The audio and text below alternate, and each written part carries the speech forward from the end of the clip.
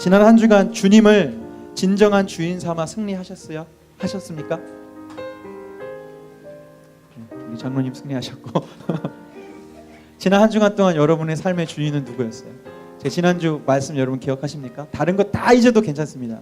지난주 말씀 핵심, 우리 예수님은 주님이시라는 거예요. 나는 하나님의 소유인데 내가 주님께 뭐 받아야 될 그런 자녀로서의 개념이 아니라 우리는 하나님의 종이라는 개념을 말씀드렸어요. 여러분들의 주인은 누구입니까? 지난 한 주간 우리 추석 연휴였죠. 추석 연휴여서 제가 원래 TV는 자주 안 봅니다. 스마트폰은 많이 보는데 TV는 별로 안 보는데 마침 추석 연휴여서 이렇게 TV를 보게 됐어요. 근데 거기에 추석 연휴 중에 TV 동물농장 재방송이었는지 이렇게 하더라고요. 근데 무슨 내용이었냐면 성북구 정릉 일대에서 일어난 사건이었습니다. 무슨 사건이냐? 길 고양이들 있죠. 도둑 고양이들이 일단 죽음을 겪는 거예요. 한 마리씩 한 마리씩. 되게 처참하게. 그래서 진상을 파악하기 위해서 이제 그 취재진들이 막 카메라도 설치하고 막 이렇게 했습니다. 그러고서 며칠이 지났는데 알고 보니까 그것이 어떤 사람이나 어떤 그런 행동에 의해서 되어진 것이 아니고요. 주인에게 버려진 진돗개 한 마리하고 그 진돗개를 따라다니는 누렁이, 황구 한 마리 둘이 콤비가 돼서 그 정릉 일대에서 그렇게 고양이들을 이렇게 죽이는 거예요. 이유인즉슨 이제 주인에게 버려졌기 때문에 먹이를 구할 수가 없잖아요. 그래서 고양이를 먹은 건 아니고 그 동네를 돌아다니면서 쓰레기통이나 여기서 음식을 취해야 되는데 경쟁자가 누구예요? 도둑고양이였던 거예요.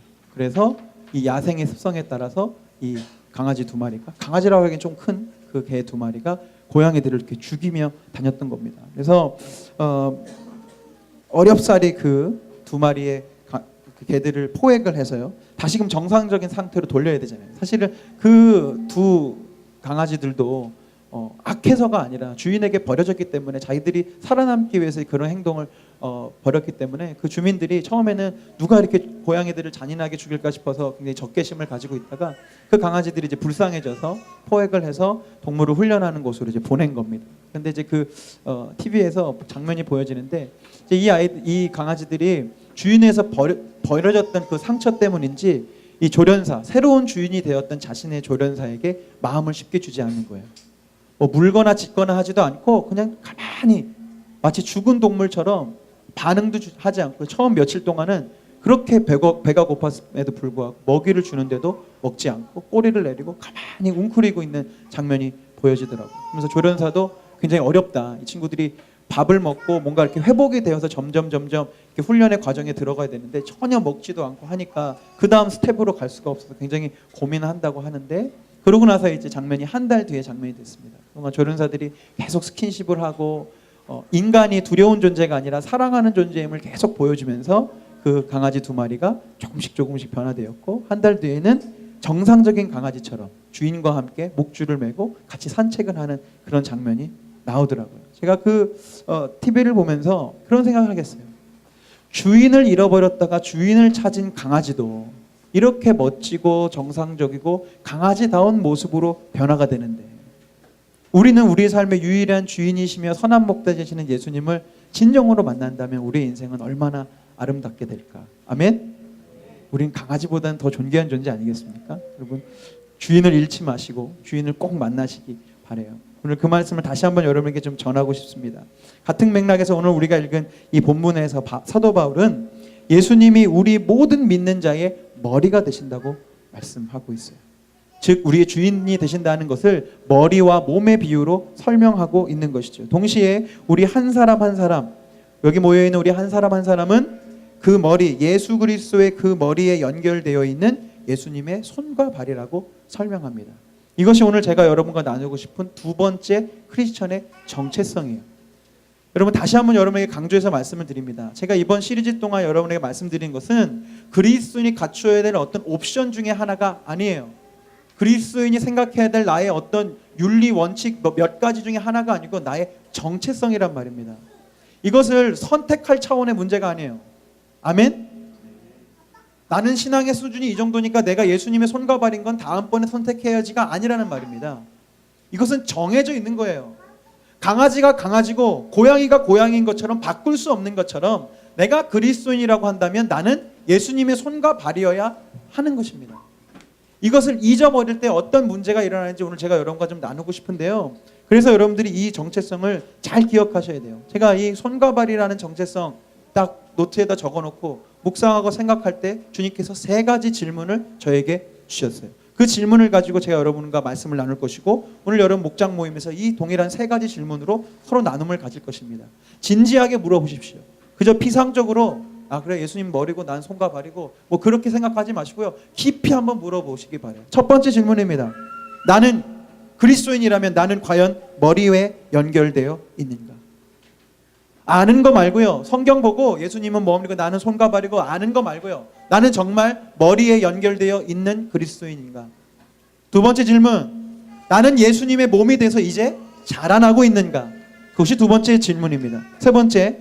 나는 다른 지체들과 그렇기 때문에 한 몸임을 기억하며 사는가? 이 3가지 질문을 제가 여러분과 오늘 짧은 시간이지만 좀 나누고 싶어요. 첫 번째 질문입니다. 나는 머리에 연결되어 있는가? 그 무엇보다 우리가 스스로 질문하고 깊이 생각해야 될 첫 번째 주제가 바로 연결됨입니다. 예수님 우리의 머리고 우리의 손과 발인데 이 연결 없이는 전혀 성립이 되지 않아요. 그렇지 않겠어요? 머리와 몸이 목을 통해 연결이 돼야 이게 한 몸이 되죠. 아무리 개념으로 예수님의 머리가 있고 여기에 손과 발이 있는데 그것이 2개가 하나로 연결되지 않으면 각각은 서로 상관이 없는 것입니다. 예를 하나 들어드리고 싶어요. 우리 교회에 아기 엄마들이 많으신데 아마 많이 공감하실 겁니다. 아기를 낳고 또 수유를 하기 시작하면 뭐가 많이 빠지죠? 머리카락이 많이 빠져요. 성하자매 그래서 머리를 잘랐나요? 네. 그래서 일찌감치 미리 머리를 자르곤 하죠. 머리가 우수수 빠지기 시작합니다. 엄청나게 빠져요. 특별히 화장실에 엄청 많이 빠져 있습니다. 그래서 저의 샤워할 때의 주요 일과 중에 하나는 이렇게 떨어져 있는 머리카락을 너무 디테일한가요? 머리카락을 이렇게 발로 이렇게 하면 이렇게 뭉쳐져요. 그래서 뭉쳐져서 거의 100번 중에 90번은 뭉쳐만 놓고 나오고요. 그러면 지 엄마가 치우죠. 100번 중에 한 10번은 뭉쳐진 것을 제가 이렇게 조심스럽게 휴지를 뜯어서 마치 쓰레기 더미인 것처럼 이렇게 집어가지고 조심스럽게 휴지통에 버리는 일과를 갖게 됩니다. 근데 제가 이 일을 이렇게 하면서 또 제가 굉장히 뭔가 묻으면 안 될 것을 짚는 것 같은 행동을 하면서 갑자기 생각이 떠오르는 거예요. 무슨 생각이 떠오르느냐? 내가 지금 쓰레기처럼 여기고 마치 정말 너무너무 더러운 것처럼 여기고 있는 지금 이 화장실에 있는 머리 뭉치가 불과 몇 분 전, 몇 시간 전만 해도 제가 사랑하는 아내의 머릿결이었다는 사실이 갑자기 생각드는 거예요. 제가 제 아내의 머릿결을 보면서 막 이렇게 쓰레기 뭉치 보듯이 하지 않거든요. 믿어주십시오. 그래서 저도 아직까지는 그러진 않습니다. 머릿결을 보면서 아름답다라고 생각한 적은 많이 없지만 그래도 사랑스럽게 바라봤던 머릿결이고 그랬었어요. 그런데 지금은 똑같은 머리카락이잖아요. 단지 뭐만 바뀌었죠? 빠졌을 뿐입니다. 빠졌을 뿐인데 저는 지금 그것을 사랑스러운 아내의 머릿결로 보는 것이 아니라 진공청소기로 청소해야 될 것으로 보고 있었던 것이에요. 제가 이것을 보면서 그냥 하나의 비유지만 내가 예수님께 연결되어 있을 때, 머리 대신 예수님께 붙어 있을 때와 그렇지 않을 때 우리의 가치가, 우리가 그리스도인으로서 인간으로서의 가치가 얼마나 많이 변화되어질 수 있는가, 그것을 생각하게 된 겁니다. 머리에 연결되어 있는 것은 그만큼 중요해요. 골로새서 2장 18절 말씀입니다. 아무도 겸손과 천사 숭배를 주장하면서 여러분을 비방하지 못하게 하십시오. 그런 자는 자기가 본 환상에 도취되어 있고 육신의 생각으로 터무니없이 교만을 부립니다. 19절, 그는 머리에 붙어 있지 않습니다. 온몸은 머리이신 그리스도로부터 각 마디와 힘줄을 통하여 영향을 공급받고 서로 연결되어서 하나님께서 자라게 하시는 대로 자라는 것입니다. 지금 18절을 보면 교회의 혼란을 빠뜨리는 가짜 그리스도인들의 모습이 설명되어져 있어요.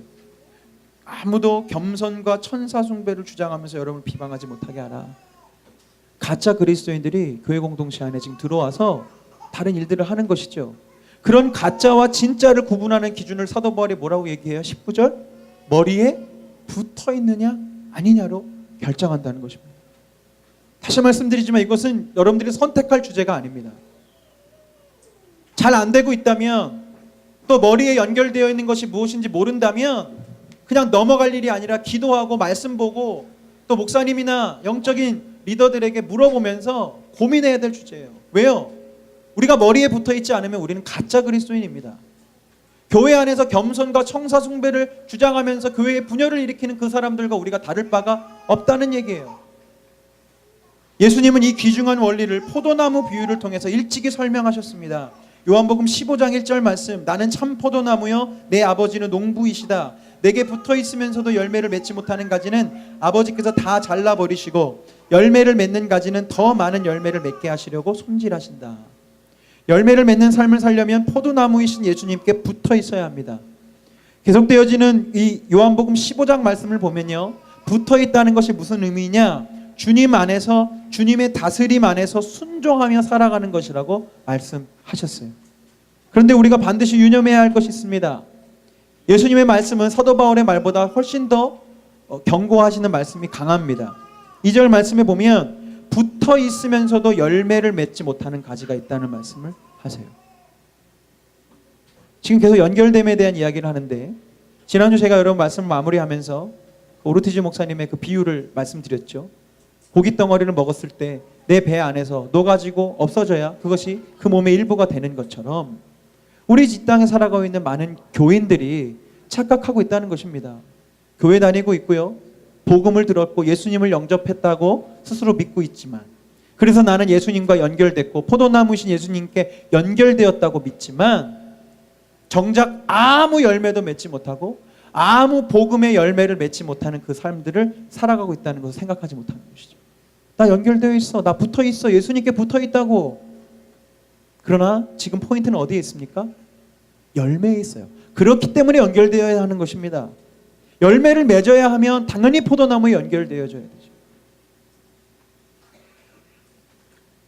예수님께 붙어는 있지만 그분께 순종하지 않고 그분으로부터 흘러나오는 그 모든 것들을 받아들이지 않는 열매 맺지 못하는 가지들이 이 땅에 너무나도 많이 있습니다.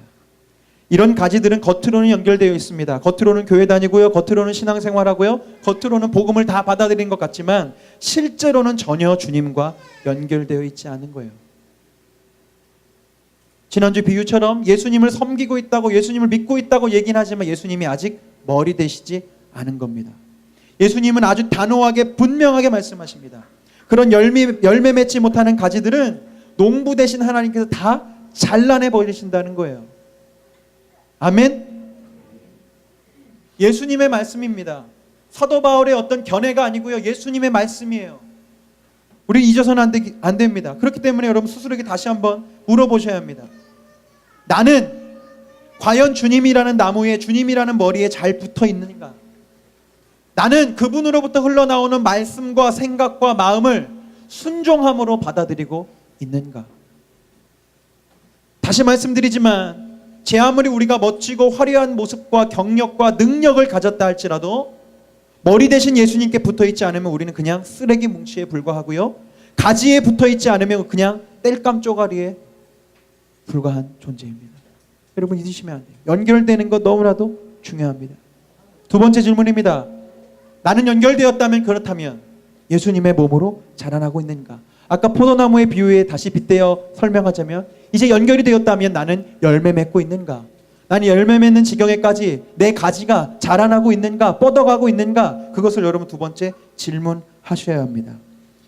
지난주부터 제자입니까? 라는 책을 계속 얘기하게 되는데요,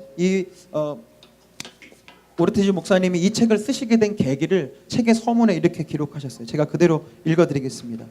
부에노스아이레스의 교회에 부임하던 당시 교인 수는 184명이었습니다.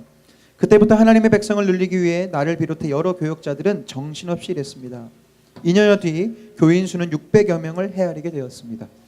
우리 교회의 행정체제는 어디 내놓아도 손색이 없었습니다. 교회에는 남녀노소별, 유대인이나 아랍인들, 인종별로 구분된 서식서가 비치되어 있었습니다. 각 사람의 전화번호와 주소를 적은 교적부도 만들었습니다. 교단 관계자들이 우리 교회 교적부 체제를 높이 평가해 2번씩이나 집회를 마련했고 나를 주 강사로 초빙했습니다. 그렇게 바쁘게 지내고 있는데 문득 무언가 잘못되었다는 느낌이 들었습니다. 하루 16시간이나 일에 몰두할 때는 아무 문제 없이 모두 제대로인 듯 했습니다. 하지만 잠시라도 일 없이 긴장을 풀고 있다 보면 모든 것이 와르르 무너지는 느낌이었습니다. 뚜렷한 해결책은 없는데 그런 생각이 자꾸만 들어 괴로웠습니다. 마침내 모든 것에 손을 떼기로 결정했습니다. 우선 교회에 알렸습니다. 2주 정도 기도하러 어디 좀 다녀와야겠습니다. 그리고는 한적한 곳으로 가서 기도와 묵상에 전념했습니다. 그러던 어느 날 성령께서 나를 깨뜨리기 시작했습니다. 그분의 첫 말씀은 이것이었습니다. 너는 유명 음료 회사가 음료를 파는 것과 똑같은 방식으로, 이름난 잡지사가 책을 파는 것과 똑같은 방법으로 복음을 전하고 있다. 학교에서 배운 술수만 쓰고 있을 뿐 내가 하는 일에는 나의 손길이 전혀 드러나지 않는다. 나는 할 말을 잃었습니다. 그리고 주님은 두 번째 말씀을 하셨습니다. 너는 조금도 잘하지 않고 있다.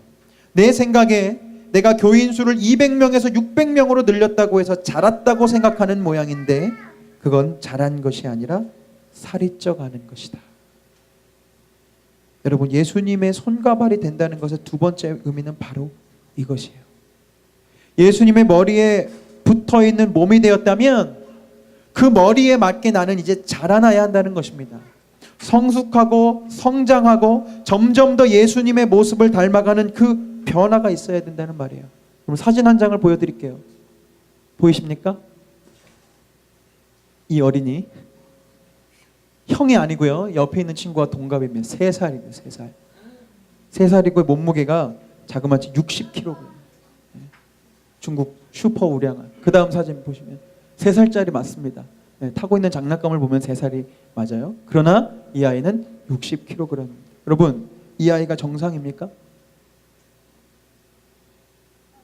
이 아이의 몸무게가 60kg가 되었다고 이제 잘 자랐다, 다 자랐다라고 여러분 말할 수 있어요? 아니잖아요. 여러분들 지금 방금 모든 사람의 표정은 굉장히 안타까운 표정이었습니다.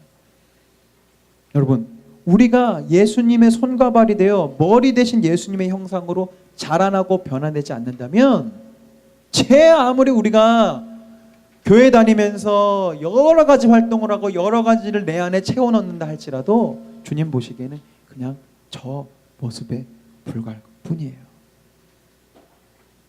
여러분, 우리는 그저 60kg짜리 3살 우량아가 아닌지 여러분 고민해 봐야 합니다. 세상은 60이라는 숫자를 봐요. 당신이 가진 재력, 당신이 가진 인간적인 능력치, 당신이 가지고 있는 외모와 스타일을 바라봅니다. 우리가 갖고 있는 몸무게를 봐요. 그래서 세상 많은 사람들은 자신의 영적인 성숙함은 생각하지 않고 몸무게만 늘리죠. 계속 공부도 더 하고 재산도 더 벌고 경력도 더 쌓고 많은 일들을 하면서 계속 자신의 몸무게를 늘려갑니다. 그러나 주님은 무엇을 보신다고요? 나의 몸무게가 아니라 나의 영적인 나이를 보세요. 주님은요, 60kg짜리 어린아이에게 결코 당신의 일을 맡기실 수 없어요. 그 아이가 100kg이라는 근육질의 몸이어도 어린아이면 맡길 수가 없는 거예요.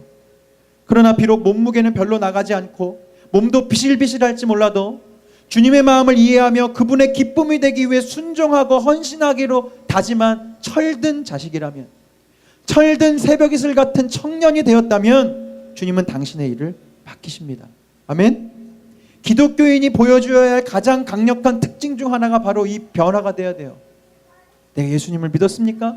내가 예수님을 내 머리로 이제 연결되었습니까? 그러면 이제 자라나는 것입니다.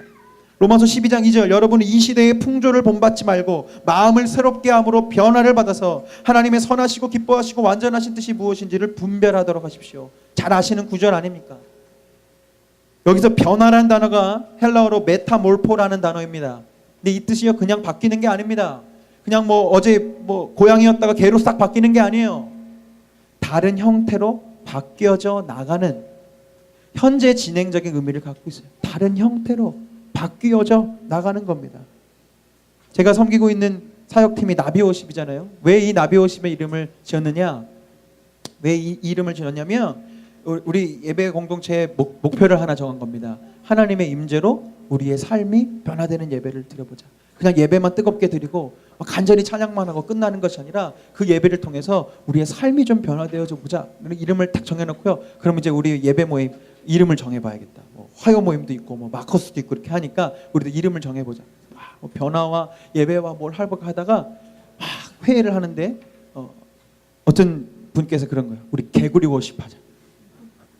왜냐하면 개구리가 변화되잖아요. 알에서 올챙이가 되고. 근데 아무리 봐도 개구리 워십은 좀 모양이 좀 안 좋은 것 같아요. 근데 한 자매가 그러면 나비 워십이라고 한번 해보자고. 나비도 계속 변화되지 않냐고. 아, 나비 너무 좋다. 그래서 나비 워십 됐는데, 그럼 나비 사진 한번 보여주시죠. 나비는요 변화해요. 우린 주님 안에서 영적인 나비입니다. 아멘. 알에서 애벌레가 되고, 애벌레가 어느 시간이 지나면 딱딱한 번데기가 됩니다. 네, 그리고 번데기에서 나비가 되죠. 우리는 이거 과학 시간에 어릴 적부터 배워서 잘 알고 있지만, 여러분 이게 너무나 놀라운 일 아니에요? 여러분들이 이것을 배운 적이 없다고 보면 이건 놀라운 신비입니다. 땅을 기어다니면서 풀이나 먹던 저 애벌레가 이 나비가 되리라고 누가 상상할 수 있겠어요? 그러나 이 애벌레 안에 나비의 DNA가 있기 때문에 지금은 날지 못하고 지금은 풀을 뜯어먹고 있고 땅을 기어다니고 있지만 때가 되면 나비가 되어지는 것이죠. 여러분, 우리 그리스도의 정체성이 바로 이거라는 겁니다. 나의 지금 모습을 보면 애벌레 같아요. 또 때로는 번데기 같아요. 예수님께 연결을 되었고 내가 예수님 주로 삼았긴 시작했는데 내 모습이 전혀 예전 모습과 똑같아요. 그러나 여러분의 정체성을 기억하고 있다면 어떻게 됩니까? 내가 계속해서 자라나게 되어 있어요. 그리고 자라나려고 여러분 노력하실 거예요. 그래서 지금 모습은 연약하고 지금 모습은 부족하지만 기대를 품게 될 거예요. 나는 예수님의 형상으로까지 자라나게 될 거야. 여러분, 이것이 그리스도인입니다. 그런데 우리가 죽어 있으면 자라나지 못해요. 그걸 예수님을 주인으로 삼지 못하면 자라나지 않습니다. 이 그림처럼 이렇게 되어지지를 못해요. 여러분, 그런데 구원은요 완료형이 아니라 진행형입니다. 베드로전서 1장 9절 말씀을 보면 여러분은 믿음의 목표 곧 여러분의 영혼의 구원을 받고 있는 것입니다 라고 되어 있어요. 영어 성경을 보면 You are receiving 하고 현재 진행형으로 되어 있죠. 아마 우리 에베소서 저와 함께 성경 공부하신 분들은 한번 들으셨을 텐데 구원에는 두 가지 차원이 있다는 것입니다. 첫 번째 차원은 뭐냐? 되는 것이에요. 비유를 하자면 노아의 방주로 들어가는 것이죠. 이 구원이 있어요. 홍수로 인해 죽을 수밖에 없는데 내가 노아의 방주로 들어갔어요. 이것은 되는 구원입니다. 1차적인 구원이죠. 근데 2차적인 구원은 무엇이냐? 다워지는 것이라는 거예요. 이제 방주에서 나와서 세상에서 하나님의 사람으로 살아가는 과정이 두 번째 구원이죠. 맞죠? 노아와 그의 가족들이 방주에 들어가려고 구원받은 게 아니잖아요. 방주는 1차적인 구원이죠. 죄 많은 세상에서, 홍수가 닥칠 세상에서, 죽음뿐인 세상에서 방주로 구원을 얻었습니다. 그러나 그것이 구원의 끝이 아니고 구원의 시작입니다. 이제 때가 되면 그 가족들은, 노아와 그 가족들은 그 배에서 나와서 새로운 땅에서 다시 하나님의 백성으로, 하나님이 심판하시지 않을 모습으로 살아갈 두 번째 구원의 선물이 주어져 있는 것이죠. 이것이 구원이라는 거예요. 다시 비유를 들자면 남편이 되는 것과 남편다워지는 것은 다르다는 겁니다. 남편이 되는 것은요 어떻게든 결혼식만 하면 돼요. 광보 형제, 어떻게든 결혼식만 치르면 일단 남편 돼요. 그러나 남편다워지는 것은 결혼식만 한번 치렀다고 될 일이 아닙니다. 오랜 시간과 사랑과 양보와 희생을 통해서 점점 남편다워지는 거죠. 엄마도 마찬가지입니다. 엄마가 되는 건 물론 힘들고 어렵습니다. 아이를 잉태하는 거, 출산하는 거 힘들지만 그래도 어떻게든 어렵지만 낳기만 하면 이제 누군가 여러분들을 엄마라고 부르기 시작할 거예요. 그러나 엄마다워지는 것 역시 시간과 노력과 과정이 필요하지요. 목사도 마찬가지입니다. 목사가 되는 것은요 신학 과정 마치고 안수 과정 마치면 저처럼 때가 되면 목사 안수 주더라고요. 그러나 제 모습을 보니까 아직도 목사다워지려면 한참 멀었습니다. 그러나 우리 성도님들이 기다려주시고 또 함께 기도해 주시면서 함께 다 자라나는 것이지요. 그리스도인이 되는 것도 마찬가지입니다. 여러분들이 그리스도인이 되는 것, 1차적인 구원은 여러분의 공로 하나 없이 예수님의 십자가와 그 보혈을 여러분이 믿을 때 거저 주어진 거예요. 그러나 여기서 멈춰지는 것이 아니란 말입니다. 내가 이제 그리스도인이 되었다면, 내가 예수님의 머리에 붙었다면 이제 나는 이제 어떻게 되어야 돼요? 그리스도인답게, 그리스도인다워지기 위해서 자라나야 한다는 것입니다. 그래서 여러분 꼭 기억하셔야 돼요. 나는 자라나고 있는가? 내가 비록 지금 내 모습은 애벌레이지만 나는 지금 자라나고 있는가? 성장하고 있는가? 그래서 여러분들 꼭 스스로 질문해 보셔야 합니다. 마지막 세 번째, 가장 중요한 질문입니다. 우리가 예수님의 손과 발임을 선포할 때 반드시 기억해야 될 질문, 그것은 무엇이냐? 내가 주님의 손과 발인 것처럼 다른 사람도 주님의 손과 발임을 깨닫고 있느냐는 거예요. 사실 이 몸과 손과 예수님의 머리와 손과 발에 비유해서 우리가 자꾸 잊어버리는 부분 중에 하나입니다. 나는 예수님과 연결되어 있나? 나는 자라나고 있나? 나는 주님이 시키는 대로 잘하고 있나? 이것은 여러분들이 생각하고 고민할 수 있는데 그 다음 차원까지는 우리가 깊이 생각하지 않아요.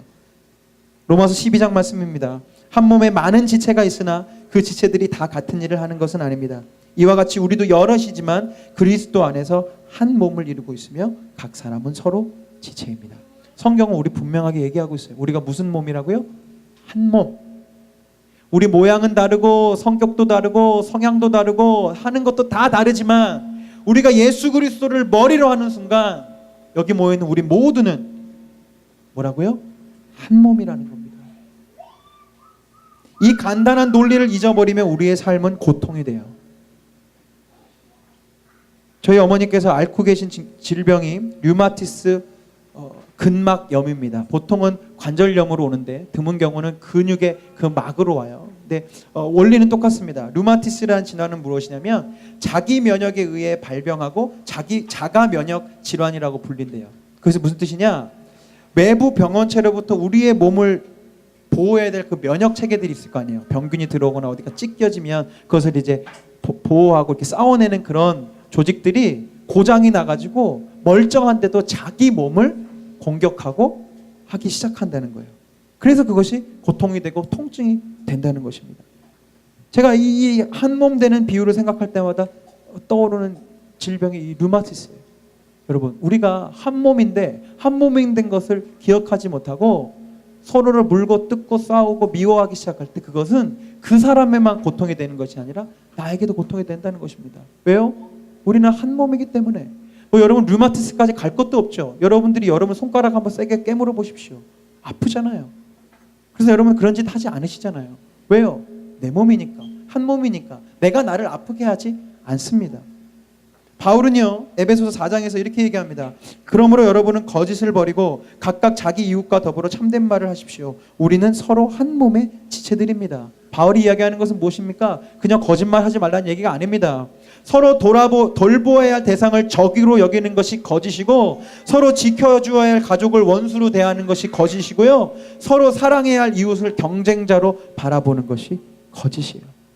제가 지난달에 큐티와 별개로 마가복음을 묵상했는데 마가복음 3장에 이런 말씀이 있었습니다.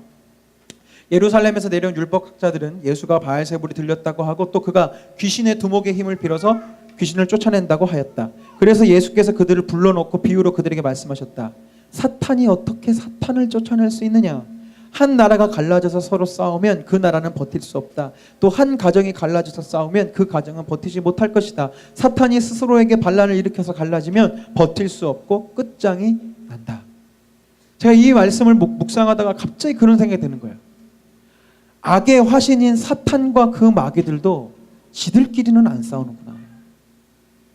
여러분 그 생각 해보셨어요? 우리가 악의 화신이라고 여기고 악의 정수라고 불리는 그 사탄, 악의 근원이 되는 그 사탄도요 자기들끼리는 싸우지 않는다는 거예요. 예수님 말씀이 사탄이 사탄과 싸우지 않는다. 그런데 도대체 우리는 왜 우리들끼리 그렇게 싸우고 갈라지고 서로 못 죽여서 안 다를까요? 깊이 고민할 것도 없습니다. 우리의 정체성을 잃어버렸기 때문에. 예수님을 머리로 삼고 나와 너는 주님 안에서 한 몸이라는 사실을 우리가 자꾸 잃어버리기 때문에, 그것을 진심으로 고백하고 생각하고 동감하지 않기 때문에 예수님을 머리로 삼지 않은 이들은 두말할 것도 없고요. 예수님을 주라 고백하며 그분을 우리의 머리라고 고백하는 이 땅의 교회와 믿는 사람들 이 사이 속에서 얼마나 많은 고통과 분열의 문제가 일어나고 있습니까? 가만히 보면 기독교 교회사를 한 단어로 정의 내리면 복음의 역사, 무슨 그리스도의 승리의 역사가 아니고요, 분열의 역사예요. 제 자료를 보니까 이렇게 되어 있습니다. AD 313년에 기독교가 공인된 이후에요, 교회는 그 전까지는 외부로부터의 박해를 받았죠. 로마 정부로부터 또 여러 가지 다른 종교로부터 핍박을 받았는데 AD 313년에 로마에서 기독교 믿어도 된다고 공인을 해줬어요. 그런데 그 다음부터는 어떤 어려움이 생기기 기독교인들이 다른 기독교인들을 죽이는 불행이 시작됩니다. 자기와 다른 교리, 상이한 신앙을 가졌다는 이유로 교회가 교회의 이름으로 다른 그리스도인들을 죽이기 시작한 거예요. 중세 시대 500년 동안이나 지속된 이 무지막지한 종교 재판으로요, 카톨릭 스스로가 고백하는 그때 그 종교 재판으로 처형됐던 숫자가 수백만 명이에요. 자기들이 추정하는 것만으로도 얼마나 무섭습니까? 예수님의 이름으로 사람을 죽이기 시작한 거예요. 이유는 딱 하나, 너와 나의 믿음이 달라. 네가 생각하는 교리와 내 교리가 달라. 그러면 죽였던 겁니다. 로마 카톨릭만의 문제인가요? 오직 복음으로, 오직 말씀으로, 오직 은혜로 시작된 이 개신교인들 역시 한 몸을 이루어내지 못했습니다. 독일은 독일대로, 스위스는 스위스대로, 영국은 영국대로 각각 자기 방식으로 자기의 교단을 만들어가기 시작했어요. 물론 그 각국의 개신교 교단이 연합을 하지 않으려고 했던 것은 아닙니다. 연합체 구성을 위해서 모였어요. 회의를 했습니다. 그래서 연합체 구성을 하기 위해서 15개의 조항을 만들었대요. 하나하나씩 오케이, 같이 이거는 우리가 동의합니다 해서 다 왔어요. 14번째까지 다 왔어요. 그런데 마지막 15번째 때문에 결국은 유럽의 개신교회들이 하나의 교회가 되지 못했어요. 15번째 무엇이었냐면 성찬식에 관한 문제 때문에. 성찬식을 이렇게 드려야 되는데 저렇게 되는데 이 의미가 저렇다, 이것을 서로 합의를 못 봐서 갈라져 버린 거예요. 이때부터 분열하기 시작한 개신교회는 오늘날 전세적으로 얼마나 많은 교단과 교파가 있으며 더욱이 한국 땅에는 분열을 거듭하여 현재 전 세계에서 가장 많은 교파와 교단이 난립하고 있는 나라가 되어버리지 않았습니까? 왜 이런 고통이 시작되었나요? 왜 사탄조차도 하지 않는 일을 우리는 하고 있습니까? 다시 말씀드리지만 우리가 정체성을 잃어버렸기 때문이에요. 정체성이 뭐라고 지난주에 말씀드렸나요? 너 누구야? 나 누구지? 나 예수님을 머리로 한 너와 내가 한 몸이야 를 잊어버리니까, 까먹어버리니까 류마티스 질병에 걸린 사람처럼 자꾸 내가 내 몸을 공격하고 물고 뜯고 하는 거예요. 보세요. 그 당시에 이 개신교 그리고 우리나라 이 분열되는 이 많은 교파들, 처음에는 그것이 하나님을 위한 일이라고 생각했겠죠. 내 믿음을 지키는 것이고. 그러나 한 몸을 이루지 않았을 때 이 땅의 교회가 지금 어떤 모양이 됐습니까? 세상의 빛은커녕 세상의 욕을 먹고 있잖아요. 그리스도인들끼리 더 싸워. 쟤네는 지들끼리 저렇게 한 빌딩에 교회가 몇 개인 거야. 이런 얘기를 듣고 있어요. 왜요? 우리가 한 몸 되지 않았기 때문에 그 결과를 고스란히 우리의 삶에, 우리 한국 교회에, 이 전 세계의 교회에 고통으로 받고 있는 것입니다. 이런 안타까운 우리에게 다시금 예수님이 머리 되셔야 돼요. 아멘? 제가 아직도 초보 목사에서 여러분 제가 설교를 잘 못 전달해서 그렇지만 여러분 정말 이거 너무나 중요한 거예요. 여러분의 가정에서부터, 여러분들의 직장에서부터 예수님 머리로 삼는 이 일을 잊어버리면 우리는 그리스도인이 아닌 거예요. 우리가 교회에서 백날 서로 사랑하고 사랑하라는 얘기 들어도 사랑할 수가 없어요. 너와 내가 한 몸임을 내가 기억하지 못하는데 어떻게 사랑을 합니까? 사랑하는 척하는 것이지. 불교나 다른 종교에서 선행을 베풀 뿐이지 그건 사랑이 아닙니다. 진짜 사랑은 뭐예요? 믿어지지 않지만 너와 내가 한 몸임을 기억하고, 너와 내가 다르죠. 당연히 한 몸이니까. 손가락 5개도 다 모양이 다른데 발인 사람과 손인 사람이 어떻게 똑같을 수 있겠습니까? 그러나 한 몸임을 기억하고 그 다름을 기억하면서 사랑하고 품어주는 것이죠. 그것이 주님 말하는 사랑 아니겠습니까? 서로 달랐던, 너무나 달랐던 제자들이 예수님을 머리로 했을 때 하나가 되었어요. 베드로와 요한은 어떤 사람들이었죠? 어부였습니다. 마태는 세리였습니다. 또 시몬이라는 제자는 열심당원이었어요. 제가 이것을 왜 말씀드리냐면 베드로와 요한은 자기가 잡았던 물고기가 있잖아요. 그리고 벌었던 돈이 있을 거 아니에요. 그걸 누가 뺏어갔어요? 마태가 뺏어간 거예요. 물론 마태가 직접 뺏어가지 않았지만 마태 같은 사람들이, 그 세리들이 베드로 요한이 정말 목숨을 다 바쳐서 물고기, 그냥 보십시오. 여러분 성경 보면 얼마나 힘들게 이렇게 물고기를 건져 올려요. 예수님 있을 때나 이렇게 한번 대박 나지. 밤새도록 그렇게 수고해서 몇 마리 건져 오면 마태 같은 사람이 딱 와서 좋은 거 골라가는 거예요. 자, 이거 세금. 그랬던 그들이 지금 뭐 하고 있어요? 한 배 타고 있어요. 폭력적인 방법을 써서라도 로마 정부를 전복시켜야 된다는 의식을 가졌던 사람들이 열심당원입니다. 그 중에 한 사람이 누구라고요? 시몬. 그럼 시몬이 누굴 제일 먼저 죽어야 돼요? 지금 마태부터 죽여야죠. 마태는 지금 로마 정부에 세금 갖다 주는 사람 아니에요. 마태부터 죽여야 됩니다. 이전처럼 칼을 빼들고 마태의 머리를 당장이라도 잘라도 속이 시원치 않은 사람이 누구예요? 시몬이에요. 그러나 시몬은 칼을 빼들지 않고 마태와 함께 같이 밥을 먹고 같이 웃고 같이 이야기하고 같이 복음을 나누고 있어요. 왜요?